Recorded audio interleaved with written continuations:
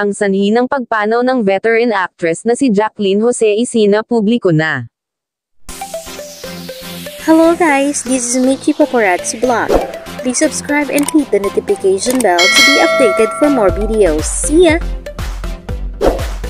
Sa edad na 59 years old ay pumanaw na nga ang batikang aktres na si Jacqueline Jose. Ngayong gabi nga ay kumakalat sa iba't ibang social media platform ang nakakagulantang at nakakabiglang pagkawala nito.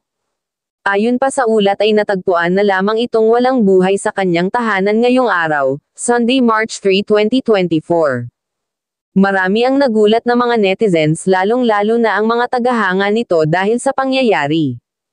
Huling napanood si Miss Jacqueline Jose sa top rating series na Batang Quiapo bilang si Chief Espinas.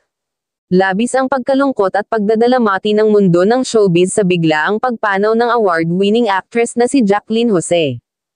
Ayon pa sa aming source ay madami pa sanang nakalinyang iba't ibang proyekto sa aktres. Dahil hindi matatawaran ang galing at dedikasyon nito sa pag-arte bilang isang mahusay na aktres. Matatanda ang iba't ibang teleserye na din ang kanyang pinagbidahan tulad na lamang sa GMA Network. Mapabida o kontrabida man ay talaga namang kitang-kita ang husay ng nasabing aktres. Kaya naman hindi lamang mga kasamahan nito sa industriya ang nagdadalamati pati na din ang mga netizens na humahanga o umiidulo kay Miss Jacqueline Jose.